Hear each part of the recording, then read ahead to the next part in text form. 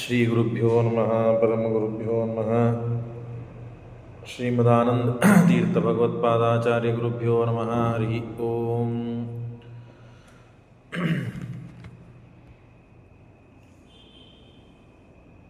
ನಾರಾಯಣಾಯ ಪರಿಪೂರ್ಣಗುಣಾರ್ಣವಾಯ ವಿಶ್ವೋದಯಸ್ಥಿತಿಲಯೋನ್ಯತಿಪ್ರದಾಯ ಜ್ಞಾನಪ್ರದಾಯ ವಿಬುಧಾಸುರಸೌಖ್ಯದುಃಖಸತ್ಕಾರಣಾಯ ವಿತತಾಯ ನಮೋ ನಮಸ್ತೆ. ಧರ್ಮವಿಜ್ಞಾನವೈರಾಗ್ಯಪರಮೈಶ್ವರ್ಯಶಾಲಿನಃ ಆನಂದತೀರ್ಥಭಗವತ್ಪಾದಾನ್ ವಂದೇ ನಿರಂತರಂ. ಚಿತ್ರೈಃ ಪದೈಶ್ಚ ಗಂಭೀರೈರ್ವಾಕ್ಯೈರ್ಮಾನೈರ್ಖಂಡಿತೈಃ ಗುರುಭಾವಂ ವ್ಯಂಜಯಂತಿ ಭಾತಿ ಶ್ರೀಜಯತೀರ್ಥವಾ. ನೌಮಿನ್ಯಾಯ ಸುಧಾಧಿಕೃಜ್ಜಯ ಮುನೀನ್ ಶ್ರೀಪಾದರಾಟ್ಸನ್ಮಣೀನ್ ವ್ಯಾಸಾರ್ಯಾನ್ ವಿವಿಧಾಗಮಾಬ್ಧಿವಿಹರಾನ್ ಶ್ರೀವಾದಿರಾಜಾನಪಿ ವಂದೇ ಹಂಸವರಾನ್ ರಘುತ್ತಮಗುರೂನ್ ವೈದದ್ಯವರಾನಿಧೀನ್ ಶ್ರೀಸತ್ಯವೃತರಾಘವೇಂದ್ರ ಮುನಿಪಾನ್ ಸದ್ಬೋಧಸಧ್ಯಾನಪಾನ್ ವಿದ್ಯಾಯಾಂ ವಿಬುಧಾಚಾರ್ಯಂ ವೇದಜ್ಞಾನಾಬ್ಧಿಚಂದಿರಂ ದುರ್ಮತಧ್ವಾಂತಮಾರ್ತಂಡಂ ಸತ್ಯಧ್ಯಾನಮುನಿಂ ಭಜೆ. ಸತ್ಯಾಭಿಜ್ಞಕರಾಬ್ಜೋತ್ಥಾನ್ ಪಂಚಾಚತ್ವರ್ಷಪೂಜಕಾನ್ ಸತ್ಯಪ್ರಮೋದತೀರ್ಥಾರ್ಯಾನ್ ನೌಮಿನ್ಯಾಯ ಸುಧಾರತಾನ್. ಶಾಸ್ತ್ರೇಷು ಪಾರದೃಶ್ವಾನಂ ಶಾಸ್ತ್ರಜ್ಞೇಷು ಚ ವತ್ಸಲಂ ದೀನಭಕ್ತೋದ್ಧಾರಕರಂ ಸತ್ಯಾತ್ಮಾನಂ ಗುರುಂ ಭಜೆ. ವಿದ್ಯಾಪೀಠವಿದಾತಾರಂ ವಿದ್ಯಾವಾರಿಧಿಚಂದಿರಂ ವಿದ್ಯಾರ್ಥಿವತ್ಸಲಂ ವಂದೇ ಮಹಾಮಹಿಮಸದ್ಗುರುಂ. ಆಪಾದಮೌಲಿಪರ್ಯಂతం ಗುರುಣಾಂ ಆಕೃತಿಂ ಸ್ಮರೇತ್ ತೇನ ವಿಘ್ನಾಃ ಪ್ರಣಶ್ಯಂತಿ ಸಿದ್ಧ್ಯಂತಿ ಚ ಮನೋರಥಾಃ. ಶ್ರೀ ಗುರುಭ್ಯೋ ನಮಃ. ಹರಿ ಓಂ. 18ನೇ ಅಧ್ಯಾಯದಲ್ಲಿ ವಾಯುದೇವರ ಜೀವೋತ್ತಮತ್ವವನ್ನು, ಭಾಗವತ ಧರ್ಮದಲ್ಲಿ ಉತ್ತಮರಾದವರು ಯಾರು ಅಂದರೆ ವಾಯುದೇವರು ಅಂತನ್ನುವ ತತ್ವವನ್ನು ಸ್ಥಾಪನೆ ಮಾಡುವ ದ್ವಾರ. ಹಾಗೆ ಭಾರತೀ ದೇವಿಯೂ ಕೂಡ ವಾಯುದೇವರ ತರುವಾಯ ಮತ್ತು ಭಾಗವತ ಧರ್ಮದಲ್ಲಿ ನಿರತರಾದವಳು, ಶುದ್ಧಳಾದವಳು ಅಂತನ್ನುವ ವಿಷಯವನ್ನು ಶ್ರೀಮದ್ ಆನಂದ ತೀರ್ಥ ಭಗವತ್ಪಾದಾಚಾರ್ಯರು ನಿರ್ಣಯ ಮಾಡಿಕೊಡ್ತಾ ಇದ್ದಾರೆ. ಬಹಳ ಅದ್ಭುತವಾದಂತಹ ಸುಂದರವಾದ ಇವೆಲ್ಲ ತತ್ವಗಳು, ವಿಷಯಗಳು ಶ್ರೀಮದಾಚಾರ್ಯರು ಹೇಳಿದ್ದಕ್ಕಾಗೇ ನಮಗಿವೆಲ್ಲ ವಿಷಯ ಗೊತ್ತಾಗ್ತಾ ಇದೆ. ಇಲ್ಲದೇ ಇದ್ದರೆ ಸರ್ವಥಾ ನಮಗೆ ಏನೂ ಗೊತ್ತಾಗ್ತಾ ಇಲ್ಲ. ದ್ರೌಪದಿ ದೇವಿ ದೃಷ್ಟದ್ಯುಮ್ನ ಅವತಾರ ಮಾಡಿದ ಮೇಲೆ ದ್ರೌಪದಿ ದೇವಿಯಲ್ಲಿ 5 ಜನ ಇದ್ದಾರೆ. ಯಾಕೆ ಬಂದರು, ಏನು ಶಾಪಗಳು, ಏನು ವರಗಳು, ಇವನ್ನೆಲ್ಲ ಅರ್ಥ ಮಾಡಿಕೊಳ್ಳದೆ ಇದ್ದರೆ ದ್ರೌಪದಿ ದೇವಿಯನ್ನು ಸಹಜವಾಗಿ ತಪ್ಪು ತಿಳಿಯುವ ಪ್ರಸಂಗ ಬರ್ತದೆ. ದೊಡ್ಡ ಅಪರಾಧವಾಗ್ತದೆ, ಮಹಾಪಾಪ ಬರ್ತದೆ, ನರಕಾದಿಗಳು ಅಂಧಂತಮಸ್ಸು ಆಗಲು ಸಂಭವ ಇದೆ. ಆ ಅವಸ್ಥೆಯಿಂದ ನಮ್ಮನ್ನು ದೂರು ಮಾಡಿ ಒಳ್ಳೆ ತತ್ವಜ್ಞಾನವನ್ನು ತಿಳಿಸಿಕೊಟ್ಟ ಮಹಾನುಭಾವರು ಅಂದರೆ ಶ್ರೀಮದ್ ಆನಂದ ತೀರ್ಥ ಭಗವತ್ಪಾದಾಚಾರ್ಯರು. ಇದನ್ನು ನಾವು ಸರಿಯಾಗಿ ಅರ್ಥ ಮಾಡಿಕೊಳ್ಳಬೇಕು. ವರವನ್ನು ರುದ್ರದೇವರು ಕೊಟ್ಟಿದ್ದಾರೆ, ನಿಮ್ಮ ಗಂಡಂದರು ನಿಮಗೆ ಸಿಗಲಿ. ಆಗ ಅಳತಾ ಕೂತಾಗ ಆ ಹುಡುಗಿ ವಟುರೂಪಿಯಾದ ಇಂದ್ರ ಬಂದಾಗ ರುದ್ರದೇವರನ್ನ ಶಾಸನ ಮಾಡಬೇಕು, ಅವರ ಮೇಲೆ ದಾಳಿ ಮಾಡಬೇಕು ಅಂತ ಹೊರಟಾಗ ರುದ್ರದೇವರು ಇಂದ್ರನಿಗೆ ಕರೆದು ಹೇಳ್ತಾರೆ, ನೋಡು, ನಿನ್ನಂತ ನನಗೆ ಎಷ್ಟು ಜನ ಅವಮಾನ ಮಾಡಿದ್ದೀರಲ್ಲ, ಅವಮಾನ ಮಾಡಿದವರು ಎಲ್ಲರನ್ನೂ ನಾನು ಈ ಬೆಟ್ಟದ ತಳಗೆ ಹಾಕಿದ್ದೇನೆ, ಅವಸ್ಥೆ ನಿನಗೂ ಬರ್ತದೆ. ರುದ್ರದೇವರಿಗೂ ಆ ಬೆಟ್ಟದ ತಳಗೆ ಇದ್ದವರಿಗೂ ಏನೂ ಸಂಬಂಧ ಇಲ್ಲ. ಆದರೂ ಬೆಟ್ಟದ ತಳಗಡೆ ನೀನು ಬೀಳುತ್ತೀಯ, ನನ್ನನ್ನು ಅವಮಾನ ಮಾಡಿದ್ದಕ್ಕೆ ಅವರು ಬಿದ್ದಿದ್ದಾರೆ ಅಂತ ಸುಳ್ಳು ಹೇಳಿ ಇಂದ್ರನನ್ನು ಮೋಸ ಮಾಡಿ ತನ್ನನ್ನು ತಾನು ಭಾರಿ ಅಂತ ಹೇಳಿಕೊಂಡ್ರು. ಆ ಕಾರಣಕ್ಕಾಗಿ ಬ್ರಹ್ಮದೇವರು ಬಂದು ಶಾಪ ಕೊಡ್ತಾರೆ. ನೀನು ಇಂದ್ರನಿಗೆ ಸುಳ್ಳು ಹೇಳಿದ್ದೀಯಾ ಮತ್ತು ನನ್ನ ಶಾಪಕ್ಕೆ ವಿರುದ್ಧವಾಗಿ ವರವನ್ನು ಕೊಟ್ಟಿದ್ದೀಯಾ. ಹಾಗಾಗಿ ಯಾವ ಇಂದ್ರನ ಮುಂದೆ ನೀನು ಭಾರಿಯಾಗಬೇಕು, ನಿನ್ನನ್ನು ನೀನು ಪ್ರಶಂಸೆ ಮಾಡಿಕೊಳ್ಳಬೇಕು ಅಂತ ಅವನನ್ನು ಮೋಸ ಮಾಡಿದೆಯಲ್ಲ, ಆ ಇಂದ್ರನಿಂದಲೇ ನೀನು ಭೂಲೋಕದಲ್ಲಿ ನೀನು ಹುಟ್ಟುವಂತೆ ಆಗಲಿ, ಹುಟ್ಟಿದಾಗ ಈ ಇಂದ್ರನ ಮುಂದೆ ಏನು ಪ್ರಶಂಸೆ ಮಾಡಿಕೊಂಡಿದ್ದೀಯೋ ಆ ಇಂದ್ರನ ಮುಂದೆ ನೀನು ಸೋತು ಹೋಗ್ತೀಯ. ಮತ್ತು ಅಷ್ಟೇ ಅಲ್ಲದೇನೆ ನೀನು ನಿಮ್ಮ ಗಂಡಂದ್ರನ್ನು ನೀವು ಪಡಿತೀರಿ ಅಂತ ಏನು ಹೆಣ್ಣು ಮಕ್ಕಳಿಗೆ ನೀನು ವರವನ್ನು ಕೊಟ್ಟಿದ್ದೀಯಲ್ಲ, ಈ ವರ ಉಳಿದವರೆಲ್ಲರಿಗೂ ಸತ್ಯ ಅಂತ ಆಗಲಿ, ನಿನಗೆ ಮಾತ್ರ ಸತ್ಯವಾಗುವುದು ಬೇಡ, ಸುಳ್ಳಾಗಲಿ ಅಂತ ಮಚ್ಚಪ್ತಾನಾಂ ಚ ದೇವೀನಾಂ ಅವಿಚಾರ್ಯ ಮಯಾಯತಃ ಪತಿಯೋಗವರಂ ಪ್ರಾದ ನಾವಾಪ್ಸ್ಯಸಿ ತತಃ ಪ್ರಿಯಾಂ. ನಿನ್ನ ಹೆಂಡತಿಯನ್ನು ಮಾತ್ರ ನೀನು ಪಡೆಯುವಂತೆ ಆಗುವುದಿಲ್ಲ.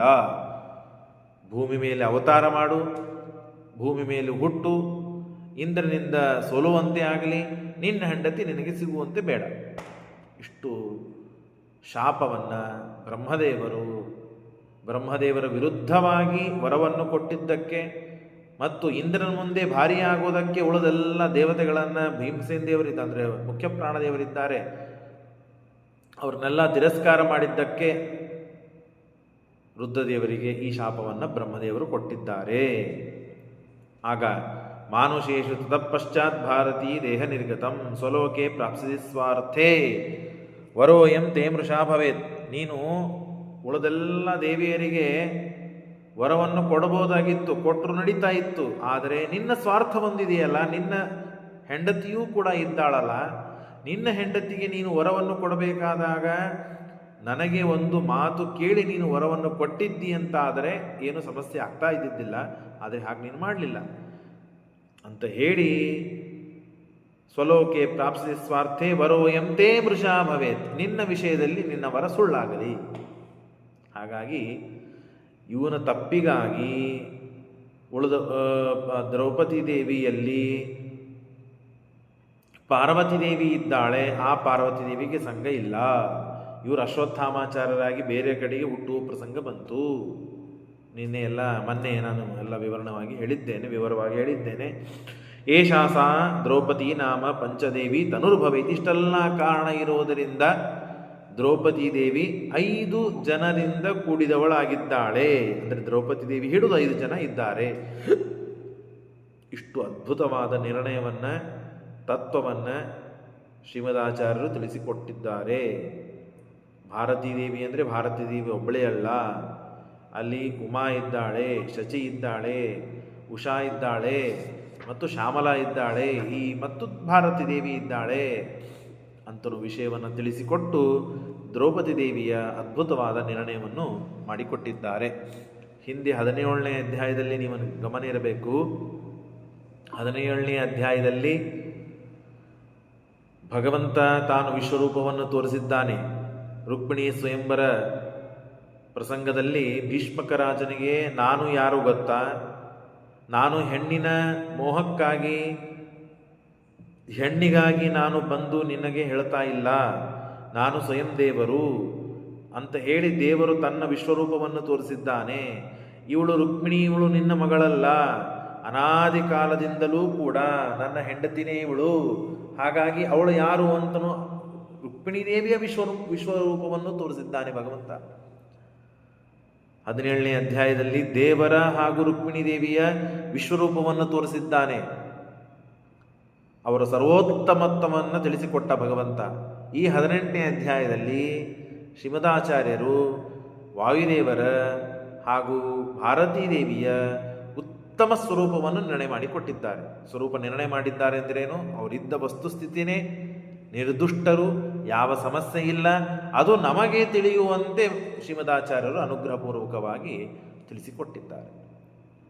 ಶುದ್ಧವಾದ ಭಾಗವತ ಧರ್ಮದಲ್ಲಿ ನಿಷ್ಠೆ ಇದ್ದವರು, ಭಾಗವತ ಉತ್ತಮರಾದವರು ವಾಯುದೇವರು, ಭೀಮಸೇನ ದೇವರು. ಹಾಗೆ ಯಾವ ದೋಷ ಇಲ್ಲದೆ, ಯಾವ ಕಲ್ಮಶಗಳಿಲ್ಲದೇನೆ ನಿರ್ದುಷ್ಟ ಸ್ವರೂಪಳಾದವಳು, ಅಯೋನಿಜಳಾದವಳು ಭಾರತೀ ದೇವಿ ಅಂತ ನಿರ್ಣಯ ಮಾಡಿಕೊಟ್ರು. ಭಾರತೀ ದೇವಿಯಲ್ಲಿ ಯಾವ ದೋಷಗಳಿಲ್ಲ ಅಂತನ್ನುವ ವಿಷಯವನ್ನು ಈ ಅಧ್ಯಾಯದಲ್ಲಿ ನಿರ್ಣಯ ಮಾಡ್ತಾರೆ. ಅಲ್ಲಿ ಸರ್ವೋತ್ತಮತ್ವವನ್ನು ತಿಳಿಸಿಕೊಟ್ರು, ಇಲ್ಲಿ ಜೀವೋತ್ತಮತ್ವವನ್ನು ತಿಳಿಸಿಕೊಟ್ರು. ಅದ್ಭುತವಾದ ವಿಷಯ ಇಷ್ಟು ಆಗಿದೆ. ಇತ್ಯುಕ್ತ್ವಾ ಪ್ರಯೋ ಬ್ರಹ್ಮ ಸೋಶ್ವತ್ಥಾಮೋ ಶಿವೋ ಭವೇ. ಇಷ್ಟು ಶಾಪ ಕೊಟ್ಟು ಅಶ್ವತ್ಥಾಮ ಹಾಗಾದರೆ ನನ್ನ ಹೆಂಡತಿಯನ್ನು ನಾನು ಪಡ್ಲಿಕ್ಕೆ ಆಗೋದೇ ಇಲ್ವಾ ಹಾಗಾದರೆ ಅಂತ ರುದ್ರದೇವರು ಕೇಳಿದಾಗ, ಯಾವಾಗ ದ್ರೌಪದಿ ದೇವಿ ಹೋಗ್ತಾಳ, ಏಷಾಸ ತಾಸಾಂ ಪತಿತ್ವಂ ಆಪ್ಸಂತಿ ಭಾರತೇವತು ಪಾರ್ವತಿ, ಭಾರತೀ ದೇವಿ ಹೋದ ಮೇಲೆ ಪಾರ್ವತಿ ದೇವಿ ಇರ್ತಾಳೆ. ಆಗ ಪಾರ್ವತಿ ದೇವಿ ಮತ್ತೆ ಪುನಃ ನೀನು ಪಾರ್ವತಿ ದೇವಿಯನ್ನು ಸೇರಬಹುದು ಅಂತ ಹೇಳ್ತಾರೆ. ಏತೇ ಹಿ ಮಾರತಾದ್ಯಸ್ತಿ ದೇವಕಾರ್ಯಾರ್ಥ ಗೌರವಾತ್ ಜಾತ ಇತಿ ಶ್ರುತಿಂ ತಸ್ಮಾತ್ ನಾವಜ್ಞಾತೇತ್ರ ಕಾರಣಂ ದೀರ್ಘಕಾಲಂ ಮನುಷ್ಯತ್ವೇ ತತಸ್ತ್ವಂ ಸ್ಥಿತಿಮಾಪ್ಸತಿ. ಇಷ್ಟೆಲ್ಲ ಹೇಳಿದ ಮೇಲೆ ಆಗ ಅಶ್ವತ್ಥಾಮರಾಗಿ ರುದ್ರದೇವರು ಅವತಾರ ಮಾಡೋರಿದ್ದಾರೆ. ಪಂಚದೇವಿ ತನುತ್ವೇಷ ದ್ರೌಪದಿ ನಾಮ ಚಾಭವತ್. ಇಷ್ಟು ಕಾರಣದಿಂದ 5 ರೂಪಗಳು ಉಳ್ಳವಳಾಗಿದ್ದಾಳೆ, 5 ಜೀವರನ್ನ ಉಳ್ಳವಳಾಗಿದ್ದಾಳೆ ದ್ರೌಪದಿ ದೇವಿ.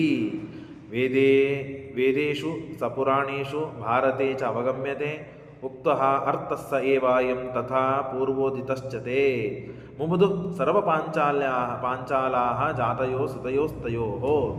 ಆಗ ಪಾಂಚಾಲ ದೇಶದ ರಾಜನಾದ ದೃಪದ ರಾಜ, ಹೆಂಡತಿ, ಪರಿವಾರದವರು, ಊರಿನ ಜನ ಎಲ್ಲರೂ ಸಂತೋಷಪಟ್ಟಿದ್ದಾರೆ. ಇದಕ್ಕೆ ದ್ರೌಪದಿ ದೇವಿ ಮತ್ತು ದೃಷ್ಟದ್ಯುಮ್ನ ಅವತಾರ ಮಾಡಿದ್ದಕ್ಕಾಗಿ ಅಗ್ನಿಕುಂಡದಿಂದ ದಗದಗ ಉರಿತಾ ಇದೆ ಅಗ್ನಿ. ಅಗ್ನಿಕುಂಡದಿಂದ ಎದ್ದು ಬರ್ತಾರೆ. ಮೊನ್ನೆ ಎಲ್ಲ ನಾನು ಹೇಳಿದ್ದೇನೆ, ಅಗ್ನಿಕುಂಡದಿಂದ ಎದ್ದು ಬರ್ತಾರೆ. ಏನೂ ಸಮಸ್ಯೆ ಇಲ್ಲ. ಅಯೋನಿಜರು ತಾಯಿಯ ಗರ್ಭದಿಂದ ಯೋನಿಯಿಂದ ಹುಟ್ಟಿದವರಲ್ಲ. ಅತೀ ವೈಭವವಾದ ಪ್ರಕಾಶ, ದೇವತಾ ಸ್ವರೂಪ, ಆ ದೇವತಾ ಪ್ರಕಾಶ ಇದೆ. ಇಷ್ಟೆಲ್ಲ ಆದ ಮೇಲೆ 2 ಪ್ರಶ್ನೆಗಳನ್ನು ಮಾಡಿಕೊಳ್ಳುತ್ತಾರೆ. ಹಾಗಾದರೆ ಇವರು ದೇವತೆಗಳಾಗೇನೆ ಅವತಾರ ಮಾಡಿದರು, ತಾಯಿಯ ಹೊಟ್ಟೆಯಿಂದ ಬಂದೇ ಇಲ್ಲ ಅಂದ ಮೇಲೆ ಇವರು ದೇವತೆಗಳೇ ಅಂತಿದ್ದಾರೆ, ಈಗಿನ ಮನುಷ್ಯರು ಅಂತಾಗೇ ಇಲ್ಲ ಅಂದ ಮೇಲೆ ಇವರು ನೆಲಕ್ಕೆ ಭೂಮಿ ಮೇಲೆ ಕಾಲಿಡುವುದು ಹೇಗೆ? ಇವರಿಗೆಲ್ಲ ಮೈ ಮೇಲೆ ಬೆವರು ಬರುವುದು ಹೇಗೆ? ಮನುಷ್ಯರ ಲಕ್ಷಣ ಬರಬೇಕಲ್ಲ ಭೂಮಿ ಮೇಲೆ ಹುಟ್ಟಿದ ಮೇಲೆ. ಅದು ಮನುಷ್ಯರಲ್ಲಿ ಅವತಾರ ಮಾಡಿದಾಗ ಸರಿ. ಮನುಷ್ಯರ ಗರ್ಭದಿಂದ ಯೋನಿಯಿಂದ ಹುಟ್ಟಿದಾಗ ಇವೆಲ್ಲ ಧರ್ಮರಾಜ ಇದ್ದಾನೆ, ಇವರಿಗೆಲ್ಲ ಸುಸ್ತಾಗ್ತದೆ, ಬೆವುತ್ತಾರೆ, ಇವೆಲ್ಲ ಇವೆಲ್ಲ ಆಗ್ತದೆ. ಹಾಕ್ಕೊಂಡಂಥ ಹಾರಗಳೆಲ್ಲ ಒಣಗಿ ಹೋಗ್ತದೆ. ಇವರೆಲ್ಲ ದೇವತಾ ಸ್ವರೂಪರು, ಇವರೆಲ್ಲ ಹಾಗೆ ಅಗ್ನಿಕುಂಡದಿಂದ ಎದ್ದು ಬಂದಿದ್ದಾರೆ ಅಂದ ಮೇಲೆ ಇವರಿಗೆ ಬೆವರು ಬರುವುದು ಹೇಗೆ? ಇವರಿಗೆ ಸಾಕಾಗುವುದು ಹೇಗೆ? ಇವರ ಅದೇನು ರೂಪ ಇದೆಂದೂ ಪ್ರಕಾಶವಾಗ್ತಾನೇ ಇರಬೇಕು. ಹಾಕೊಂಡಂಥ ಹಾರಗಳೆಂದು ಒಣಗಬಾರದು. ಅಂದಮೇಲೆ ಇವರು ದೇವತೆಗಳಂತೆ ತಿಳಿದು ಬಿಡುತ್ತಾರೆ, ಸಾಮಾನ್ಯ ಜನನೂ ಕೂಡ.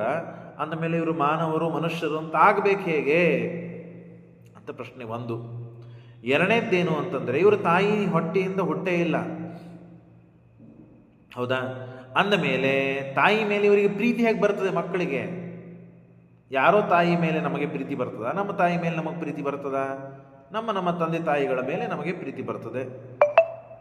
ಇವರು ತಂದೆ ತಾಯಿಗಳಿಂದ ಹುಟ್ಟೇ ಇಲ್ಲ ಅಂತ ಮೇಲೆ ಪ್ರೀತಿ ಹೇಗೆ ಬರುವುದು? ಅದು ಯುವಕರಾಗೇನೆ ಹುಟ್ಟಿ ಬರ್ತಾ ಇದ್ದಾರೆ.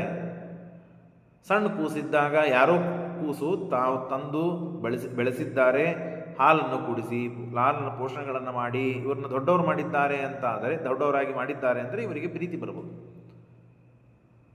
ಅಂತಂದರೆ 2 ಪ್ರಶ್ನೆಗಳಿಗೆ ಶ್ರೀಮದಾಚಾರ್ಯರು ಉತ್ತರ ಕೊಡ್ತಾರೆ. ಬಹಳ ಅದ್ಭುತವಾದದ್ದು ನೋಡ್ರಿ. ಮೊದಲನೇದ್ದು, ಈ ಪ್ರಸಂಗ ಹಿಂದಕ್ಕೆ ಬಂದಿತ್ತು. ಶಂತನು ತಾನು ರಾಜನಾದಾಗ ಗಂಗಾದೇವಿ ಮೇಲ್ಲೋಕದಿಂದಲೇ ಸ್ವರ್ಗದಿಂದಲೇ ಹಾಗೆ ಇಳಿದು ಬರ್ತಾಳೆ. ಇಳಿದು ಬಂದು ಸಭೆಯ ಮಧ್ಯದಲ್ಲಿ ಬಂದು ಬಲತೊಡಿ ಮೇಲೆ ಬಂದು ಕೂತು ಬಿಡ್ತಾಳೆ ಶಂತನು. ಆವಾಗ ಹೇಳ್ತಾನೆ, ನೀನು ನನ್ನ ಹೆಂಡತಿ ಆಗುವ ಯೋಗ್ಯತೆ ಇಲ್ಲ ನಿನಗೆ, ನೀನು ನನ್ನ ಸೊಸೆ ಆಗ್ಬೇಕು.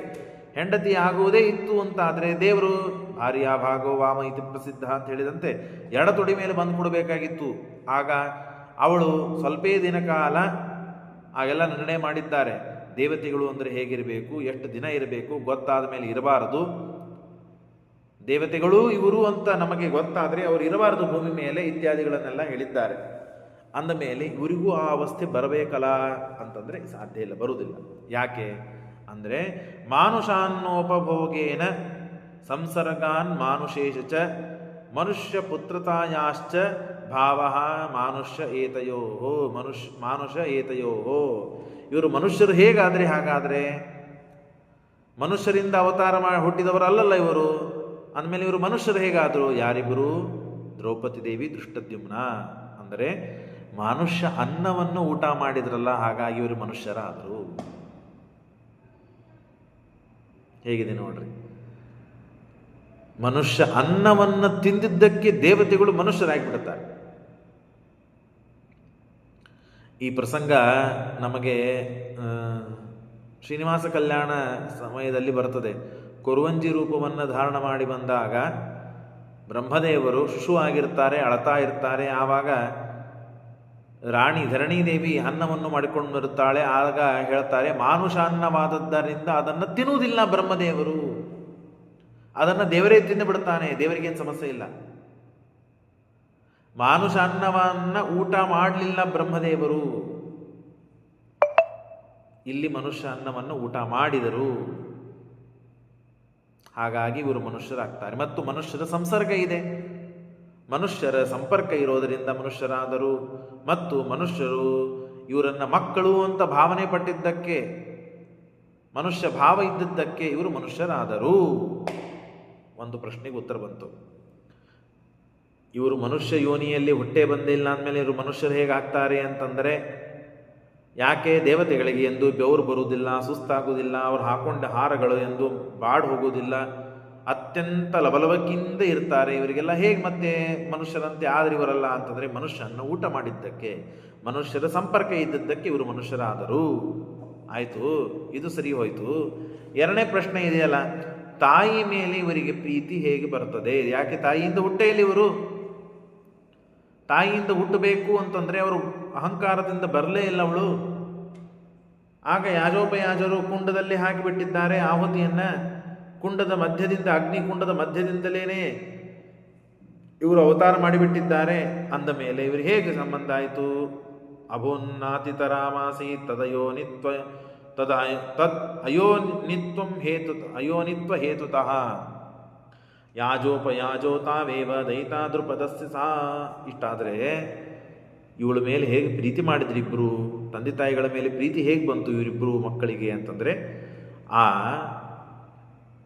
ದೃಪದ ರಾಜನ ಹೆಂಡತಿ ಹೋಗಿ ಯಾಜೋಪಯಾಜರಿಗೆ ಪ್ರಾರ್ಥನೆ ಮಾಡ್ತಾಳೆ, ಕಾಲಿಗೆ ಬೀಳುತ್ತಾಳೆ, ತಪ್ಪಾಯಿತು ಕ್ಷಮೆ ಮಾಡ್ರಿ ಅಂತ ಕೇಳ್ಕೊಳ್ತಾಳೆ. ನನ್ನ ಅಹಂಕಾರದಿಂದ, ರಾಣಿ ಅಂತನ್ನುವ ದರ್ಪದಿಂದ ನಾನು ನಿಮ್ಮನ್ನು ತಿರಸ್ಕಾರ ಮಾಡಿದೆ, ದೇವತೆಗಳ ತಿರಸ್ಕಾರ ಮಾಡಿದೆ, ಈ ವಿಶಿಷ್ಟ ಯಾಗವನ್ನು ತಿರಸ್ಕಾರ ಮಾಡಿದೆ, ಕ್ಷಮೆ ಮಾಡಿರಿ ಸ್ವಾಮಿ ಅಂತ ಕ್ಷಮೆಯಾಚನೆ ಮಾಡ್ತಾ, ಈ ಇಬ್ಬರು ಮಕ್ಕಳಿಗೂ ನನ್ನ ಮೇಲೆ ಪ್ರೀತಿ ಹುಟ್ಟುವಂತೆ ಮಾಡ್ರಿ, ಇಲ್ಲದೇ ಇದ್ದರೆ ನಾನಿದ್ರೂ ಸಂತೋಷ ಇಲ್ಲ, ಬಿಟ್ಟರೂ ಅವರಿಗೆ ದುಃಖ ಇಲ್ಲ, ಹಾಗಾಗ್ಬಿಡ್ತದೆ. ತಂದೆ ತಾಯಿ ಮಕ್ಕಳಿಗೆ ಸಂಬಂಧ ಇಲ್ಲ ಅಂತ ಆಗ್ಬಿಡ್ತದೆ. ಹಾಗಾಗಿ ಮಾತೃಸ್ನೇಹಾರ್ಥಂ ಅನಯೋಹೋ, ತಾಯಿ ಮೇಲೆ ನನ್ನ ಮೇಲೆ ಸ್ನೇಹ ಬರಬೇಕು ಇವರಿಗೆ, ಹಾಗೆ ವರವನ್ನು ಕೊಡ್ರಿ ಅಂದರೆ ತಥಾಸ್ತು ಅಂತಾರೆ, ಆಗಲಿ ಅಂತಾರೆ. ವರವನ್ನು ಕೊಟ್ಟಿದ್ದಕ್ಕಾಗಿ ದೃಷ್ಟದ್ಯುಮ್ನ ಮತ್ತು ದ್ರೌಪದಿಗೆ ದೃಪದರಾಜನ ಹೆಂಡತಿ ಮೇಲೆ ಪ್ರೀತಿ ಬಂತು. ತಂದೆ ತಾಯಿಗಳು ಅಂತ ನೋಡ್ತಾರೆ.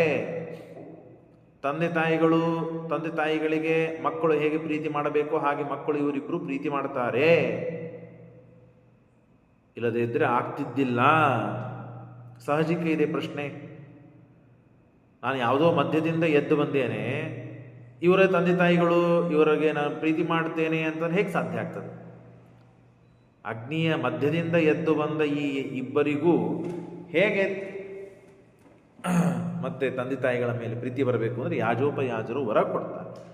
ಆ ಬ್ರಾಹ್ಮಣರ ಮಾತಿನ ಸಾಮರ್ಥ್ಯದಿಂದ ದ್ರೌಪದಿ ದೇವಿ ದೃಷ್ಟದ್ಯುಮ್ನ ಮತ್ತು ದೃಪದರಾಜನಿಗೆ ಹೆಂಡತಿಗೆ ತಂದೆ ತಾಯಿಗಳು ಅಂತ ಗೌರವ ಕೊಟ್ಟು ಸನ್ಮಾನ ಮಾಡಿ ಅವರಿಗೆ ಪ್ರೀತಿಯನ್ನು ಮಾಡ್ತಾರೆ. ಇಷ್ಟು ಆಗಿದೆ. ಜಾತಮಾತ್ಮನಿ ತಂತಾರಂ ಭಾರದ್ವಾಜೋ ನಿಶಮ್ಯತಂ ಯಶೋ ಅರ್ಥಂ ಅಸ್ತ್ರಾಣಿ ದದೋ ಅಗ್ರಹೀತ್ ಸೋಪಿ ಲೋಭತಃ. ಇಷ್ಟು ಆಗಿದೆ. ಇವನು ದೃಷ್ಟದ್ಯುಮ್ನ ಹುಟ್ಟಿದ್ದು ಯಾಕೆ? ದೃಪದ ರಾಜ ಯಾಕೆ ಯಾಜೋಪರಾಜರನ್ನು ಕರೆಸಿ ನನಗೆ ಮಗ ಬೇಕು ಮಗಳು ಬೇಕು ಅಂತ ಕೇಳಿದ್ದು? ಮಗಳು ಹುಟ್ಟಿದರೆ ಅರ್ಜುನನಿಗೆ ಕೊಡಬೇಕು. ಮಗ ಹುಟ್ಟುತ್ತಾನೆ, ಮಗ ಹುಟ್ಟಿದವನು ದೃಷ್ಟದ್ಯುಮ್ನ, ಅಂದರೆ ಮಗ ಯಾರು ಹುಡ್ತಾನೋ ಅವನು ದ್ರೋಣಾಚಾರ್ಯರ ಸಂಹಾರಕ್ಕಾಗಿಯೇ ಹುಟ್ಟಬೇಕು ಅಂತ. ಹೌದಲ್ಲ? ದ್ರೋಣಾಚಾರ್ಯರ ಸಂಹಾರಕ್ಕಾಗಿ ಹುಟ್ಟಿದ ಈ ದೃಷ್ಟದ್ಯುಮ್ನ ದ್ರೋಣಾಚಾರ್ಯರಲ್ಲೇನೆ ಅಧ್ಯಯನ ಮಾಡ್ಲಿಕ್ಕೆ ಕಳಿಸ್ತಾರೆ. ಹೇಗಿದೆ ನೋಡ್ರಿ, ಅವರಿಂದೇ ಕಲಿತು ಬಂದು ಅವರನ್ನು ಸಂಹಾರ ಮಾಡಲಿಕ್ಕೆ ಇವನು ಪ್ರಯತ್ನ. ದ್ರೋಣಾಚಾರ್ಯರು ಇವನಿಗೆ ನನ್ನ ಶತ್ರು ಇವನನ್ನು ಕೊಲ್ಲಕ್ಕಾಗಿ ಹುಟ್ಟಿದ್ದು, ನನ್ನ ಸಂಹಾರಕ್ಕಾಗಿ ಇವನು ಹುಟ್ಟಿದ್ದು, ದೃಪದರಾಜನ ಮಗ, ಇವನಿಗೆ ಯಾಕೆ ನಾನು ವಿದ್ಯೆ ಕಲಿಸಬೇಕು ಅಂತ ದೂರ ಮಾಡಲಿಲ್ಲ. ಅವನನ್ನು ಕರೆಸಿ ಅವನು ಬಂದಾಗ ಅವಶ್ಯವಾಗಿ ನಾನು ಹೇಳ್ತೇನೆ ಅಂತ ವಿದ್ಯಾಭ್ಯಾಸವನ್ನು ಮಾಡಿಸ್ತಾರೆ ಅವನ ಕಡೆಯಿಂದ. ಯಾಕೆ? ಶತ್ರು ಆದವನಿಗೂ ದ್ರೋಣಾಚಾರ್ಯರು, ಆಗಿನ ಕಾಲದಲ್ಲಿ ಎಲ್ಲರೂ ದ್ರೋಣಾಚಾರ್ಯ ಶಿಷ್ಯರೇ. ಆಗಿನ ಕಾಲದಲ್ಲಿ ಎಲ್ಲರೂ ದ್ರೋಣಾಚಾರ್ಯ ಶಿಷ್ಯರೇ. ಹಾಗಾಗಿ ಇವನು ಯಾಕೆ ನನ್ನ ಶಿಷ್ಯ ಆಗಬಾರ್ದು? ಇವನು ನನ್ನ ಶಿಷ್ಯನೇ ಆಗಬೇಕು. ನನ್ನ ಸಮಾಜ ನನ್ನನ್ನು ಹೊಗಳುತ್ತದೆ, ನನ್ನನ್ನು ಗೌರವಿಸ್ತದೆ. ಯಾಕೆ? ಶತ್ರು ಆದವನಿಗೂ ಇವರು ಶಿಷ್ಯತ್ವವನ್ನು ಸ್ವೀಕಾರ ಮಾಡಿ ಅವನಿಗೆ ವಿದ್ಯೆಯನ್ನು ಕಲಿಸಿದ್ದಾರಲ್ಲ ಅಂತ ಗೌರವ ಬರ್ತದೆ ಎನ್ನುವ ಸಲುವಾಗಿ ಕಲಿಸಿದರು. ಇವನು ಯಾಕೆ ಹೋದ ಶತ್ರುಗಳಲ್ಲಿ ಅಧ್ಯಯನ ಮಾಡಲಿಕ್ಕೆ? ಅಂದರೆ ಅವರು ದ್ರೋಣಾಚಾರ್ಯ ಅಂದರೆ ಸಾಮಾನ್ಯರಾದವರಲ್ಲ. ಅವರು ಪರಶುರಾಮ ದೇವರ ಹತ್ರ ಅಸ್ತ್ರವನ್ನು ಕಲಿತು ಬಂದಿದ್ದವರು.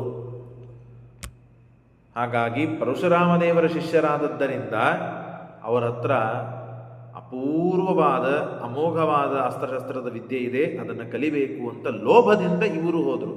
ದೃಷ್ಟದ್ಯುಮ್ನ ಲೋಭದಿಂದ ಹೋದ. ಅವರು ಗೌರವ ಬರುತ್ತದೆ, ನನಗೆ ಸಮಾಜ ಕೊಂಡಾಡುತ್ತದೆ ಅಂತನೂ ಸಲುವಾಗಿ ಅವರು ಅಸ್ತ್ರಶಸ್ತ್ರಗಳನ್ನು ಕಲಿಸಿದ್ದಾರೆ. ಯಶೋರ್ಥಮಸ್ತ್ರಾಣಿ ದದೋ ಅಗ್ರಹೀತ್ ಸೋಪಿ ಲೋಭತಃ ರಾಮಾಸ್ತ್ರಾಣಾಂ ದುರ್ಲಭತ್ವಾತ್. ಪರಶುರಾಮ ದೇವರಿಂದ ಅಸ್ತ್ರಗಳನ್ನು ಕಲಿತದ್ದು ಇದು ಯಾರೂ ಹೇಳಲಿಕ್ಕೆ ಸಾಧ್ಯವಿಲ್ಲ, ಅತ್ಯಂತ ದುರ್ಲಭವಾದದ್ದು, ಅವರ ಹತ್ರನೇ ಕಲಿಬೇಕು ಅಂತ ದೃಷ್ಟದ್ಯುಮ್ನ ಹೋಗಿ ಅಧ್ಯಯನ ಮಾಡಿದ್ದಾನೆ. ಋಷೇಶೋಪಿ ವೀರ್ಯವಾನ್ ಭೀಮಾರ್ಜುನಾಭ್ಯಾಂ ಬದ್ಧಂ ತಂ ಶ್ರುತ್ವಾ ಪಾಂಚಾಲ ಭೂತವಾನ್ ಪ್ರಾಹಿಣೋತ್ ಕೃತವರ್ಮಾಣಂ. ಹೀಗೆ ಆ ಭೀಮಾರ್ಜುನರ ಯಶಸ್ಸು, ಕೀರ್ತಿ ಇವೆಲ್ಲ ಭಯಂಕರ ಎಲ್ಲ ಕಡೆಗೆ ಹರಡಿದ್ದರಿಂದ ಸಾಮಾನ್ಯಾನ್ ಪಾಂಡವಾನ್ ಸೋಪಿ ಶೂರಾನುಜ ಸುತಃ ತೈರ್ಮಾನಿತ ಕೃಷ್ಣ ಭಕ್ತ್ಯ ಭಾತೃತ್ವಾಚ ಹರಿಮ್ಯಯೋ. ಅವರೆಲ್ಲರೂ ಕೂಡ ಈ ಭೀಮಾರ್ಜುನರ ಬಲದ ಮುಂದೆ ನೋಡಿಕೊಂಡು ಜರಾಸಂಧನ ಪಕ್ಷದಲ್ಲಿ ಇದ್ದ ವಿಷ್ಣು ಭಕ್ತರೆಲ್ಲರೂ ಕೂಡ ಜರಾಸಂಧನ ಪಕ್ಷವನ್ನು ಬಿಟ್ಟು ಮತ್ತೆ ಪಾಂಡವರ ಪಕ್ಷದಲ್ಲಿ ಬರ್ತಾರೆ. ಇವರೆಲ್ಲ ಜರಾಸಂಧನ ಪಕ್ಷಕ್ಕೆ ಹೋಗಿದ್ದರು. ಯಾರು? ಬಾಲ್ಹಿಕ, ಸೋಮದತ್ತ, ಶಲ್ಯ ಅವರೆಲ್ಲ ದೇವರ ಭಕ್ತರೇ. ಆದರೂ ಬಲವಂತ ಇದ್ದದ್ದಕ್ಕೆ ಆ ಜರಾಸಂಧನ ಭಯ ಇರೋದರಿಂದ ಎಲ್ಲ ವಿಷ್ಣು ಭಕ್ತರು ಆ ಜರಾಸಂಧನ ಪಕ್ಷಕ್ಕೆ ಹೋಗಿದ್ದರು. ಯಾವಾಗ ಭೀಮಾರ್ಜುನ ಇಬ್ಬರು ಅತ್ಯಂತ ಜಟ್ಟಿಗರು, ಬಲಿಷ್ಠರು, ಭೀಮಸೇನ ದೇವರ ಮುಂದೆ ಯಾರು ಪರಾಕ್ರಮ ಇಲ್ಲ ಅಂತ ಗೊತ್ತಾಗ್ತದೋ ಅಷ್ಟೇ ಇಲ್ಲ, ಕೃಷ್ಣ ಪರಮಾತ್ಮ ಇದ್ದಾನೆ, ಕೃಷ್ಣೇನ ಅಚಿಂತ್ಯ ಕರ್ಮ ಉಳ್ಳ ಅಚಿಂತ್ಯ ಶಕ್ತಿಶಾಲಿಯಾದ ಪರಮಾತ್ಮ ಇದ್ದಾನೆ ಅಂತ ಗೊತ್ತಾಯಿತೋ ಆಗ ಆ ಪಕ್ಷವನ್ನು ಬಿಟ್ಟು ಅನೇಕ ಜನ ಈ ಕಡೆ ಮತ್ತು ಪಾಂಡವರ ಪಕ್ಷವನ್ನು ಸೇರಿದ್ದಾರೆ. ಅಲ್ಲಿಯೂ ಕೂಡ ಜರಾಸಂಧನ ಪಕ್ಷವನ್ನು ಸ್ನೇಹದಿಂದ ಸೇರಿದ್ದಲ್ಲ, ಪ್ರೀತಿಯಿಂದ ಸೇರಿದ್ದಲ್ಲ. ನ ಸ್ನೇಹ ತದ್ಬಲಂ ಜ್ಞಾತ್ವಾ ಪಾರ್ಥಾನಾಂ ಕೇಶವಸ್ಯ ಚ. ಯಾಕೆ ಅಂತಂದರೆ ಬಲವಂತ ಇರೋದರಿಂದ, ಭಯದಿಂದ ತಾವು ಜರಾಸಂಧನ ಪಕ್ಷವನ್ನು ಹೋಗಿದ್ದು, ಬಯಸಿದ್ದು ಹೊರತು ಸ್ನೇಹದಿಂದಲ್ಲ. ಯಾಕೆ? ಇವರು ಕೃಷ್ಣನ ಭಕ್ತರೇ. ಜನ್ಮಾಂತರ ಅಭ್ಯಾಸವಶ ಸ್ನಿಗ್ಧಾ ಕೃಷ್ಣೇ ಚ ಪಾಂಡುಷು. ಜನ್ಮಾಂತರದಿಂದ ಕೃಷ್ಣನಲ್ಲಿ ಭಕ್ತಿ ಮಾಡಿದವರು, ಕೃಷ್ಣನಲ್ಲಿ ಸ್ನೇಹ ಇದ್ದವರು. ಹಾಗಾಗಿ ಜರಾಸಂಧ ಭಯಂ ತ್ಯಕ್ತ್ವಾ, ಜರಾಸಂಧನ ಭಯವನ್ನು ಬಿಟ್ಟು ತಾನ್ನೇವ ಚ ಸಮಾಶ್ರಿತ ಆ ಪಾಂಡವರನ್ನೇ ಆಶ್ರಯಿಸಿದ್ದಾರೆ. ಇಷ್ಟು ಕಥೆ ನಡೀತಾ ಇದೆ. ಇಷ್ಟು ನಡೀತಾ ಇದ್ದಾಗ ಎಲ್ಲರ ಹಾಗೆ ವಿಚಿತ್ರವಾಗಿ ಜರಾಸಂಧನ ಮೇಲೆ ಸ್ನೇಹ ಇದ್ದಂತಹ ಎಲ್ಲ ಅಸುರರು ಜರಾಸಂಧನನ್ನು ಆಶ್ರಯಿಸಿದ್ದಾರೆ. ಇನ್ನು ಕೃಷ್ಣನಲ್ಲಿ, ಪಾಂಡವರಲ್ಲಿ ಭಕ್ತಿ ಸ್ನೇಹ ಇದ್ದವರು ಎಲ್ಲರ ಪಾಂಡವರ ಪಕ್ಷವನ್ನು ವಹಿಸಿದ್ದಾರೆ. ಈ ಭೀಮಾರ್ಜುನರ ಬಲವನ್ನು ಕಂಡು, ಧರ್ಮರಾಜನ ಪರಾಕ್ರಮವನ್ನು ಕಂಡು, ದೈವತ್ವಾಚ್ಚ ಸ್ವಭಾವೇನ ಜ್ಯೇಷ್ಠತ್ವಾತ್ ಧರ್ಮಜಸ್ಯ ಚ, ಯದ್ಯಪಿ ಭೀಮಾರ್ಜುನರು ಅದರೊಳಗೂ ಭೀಮ ಅತ್ಯಂತ ಪರಾಕ್ರಮಿ, ಆದರೂ ಜ್ಯೇಷ್ಠನಾದದ್ದರಿಂದ ಧರ್ಮರಾಜನಿಗೆ ಧೃತರಾಷ್ಟ್ರ ಪಟ್ಟಾಭಿಷೇಕವನ್ನು ಮಾಡ್ತಾನೆ, ಯುವರಾಜ ಪಟ್ಟಾಭಿಷೇಕವನ್ನು ಮಾಡ್ತಾನೆ. ಯೌವರಾಜ್ಯಸ್ಯಾಭಿಷೇಕಣಂ ಸುಪ್ರೀತಃ ಏವತಂ ಚಕ್ರೇ. ಇವನು ಉತ್ತಮನಾಗಿದ್ದಾನೆ, ಇವರ ತಮ್ಮಂದರು ಎಲ್ಲರೂ ಅತ್ಯಂತ ಬಲಿಷ್ಠರಾಗಿದ್ದಾರೆ, ಪರಾಕ್ರಮಿಗಳಾಗಿದ್ದಾರೆ ಅಂತ ಹೇಳಿ ಧೃತರಾಷ್ಟ್ರ ಮತ್ತು ಧರ್ಮರಾಜನಿಗೆ ಯೌವರಾಜ ಪಟ್ಟಾಭಿಷೇಕವನ್ನು ಮಾಡ್ತಾನೆ. ಭೀಮಾರ್ಜುನೋ ಅಥೋ ಜಿತ್ವಾ ಸರ್ವ ಯೌವರಾಜ ಪಟ್ಟಾಭಿಷೇಕ ಮಾಡಿದಾಗ ಭೀಮಾರ್ಜುನರು ಎಲ್ಲ ದಿಕ್ಕುಗಳಿಗೆ ಹೋಗಿ ಎಲ್ಲರನ್ನು ಸೋಲಿಸಿ ಚಕ್ರತು ಕರದಾನ್ ಸರ್ವಾನ್ ಧೃತರಾಷ್ಟ್ರಸ್ಯ ದುರ್ಜಯೋ, ಎಲ್ಲರನ್ನು ಸೋಲಿಸಿ ಕಪ್ಕಾಣಿಕೆ ತಂದು ಮತ್ತೆ ರಾಜ್ಯಕ್ಕೆ ಒಪ್ಪಿಸಿದ್ದಾರೆ. ಇಷ್ಟು ಅಭೂತಪೂರ್ವವಾದಂತಹ ತತ್ವಗಳನ್ನು, ಸಿದ್ಧಾಂತಗಳನ್ನು ಶ್ರೀಮದಾಚಾರ್ಯರು ಅತ್ಯಂತ ಅನುಗ್ರಹಪೂರ್ವಕವಾಗಿ ನಮಗೆ ನಿರ್ಣಯ ಮಾಡಿಕೊಟ್ಟು, ತಿಳಿಸಿಕೊಟ್ಟು, ಮಹೋಪಕಾರವನ್ನು ಮಾಡಿದಂಥ ಆಚಾರ್ಯರಿಗೆ ಮತ್ತೆ ಪುನಃ ನಮಸ್ಕಾರ ಮಾಡ್ತಾ ಇಲ್ಲಿಗೆ 18ನೇ ಅಧ್ಯಾಯ ಮುಗಿಸ್ತಾರೆ. ಇನ್ನು ಮೇಲೆ ಆ ದುರ್ಯೋಧನನಿಗೆ ಬಹಳ ಸಂಕಟ ಆಗ್ತದೆ, ಅಸಮಾಧಾನ ಆಗ್ತದೆ. ನಾನಿದ್ದಾಗ, ಸ್ವಂತ ಮಗನಾನಿದ್ದಾಗ ನನ್ನನ್ನು ಬಿಟ್ಟು ಆ ಪಾಂಡುರಾಜನ ಮಕ್ಕಳು ಅಲ್ಲೋ ಇಲ್ಲೋ ಗೊತ್ತಿಲ್ಲ, ಅಂಥ ಧರ್ಮರಾಜನಿಗೆ ಯೌವರಾಜ್ಯ ಪಟ್ಟಾಭಿಷೇಕವನ್ನು ಮಾಡಿದ್ದಾನ ನಮ್ಮಪ್ಪ ಅಂತ ಹೇಳಿ ಬಹಳ ಅಸಮಾಧಾನ ಪಟ್ಟು ತಾನು ಒದ್ದಾಡ್ತಾ ಇದ್ದಾನೆ. ಇಷ್ಟು ಭಾಗವನ್ನು ಇಲ್ಲಿಗೆ ಮುಗಿಸೋಣ. ಶ್ರೀಕೃಷ್ಣ ಅರ್ಪಣಮಸ್ತು.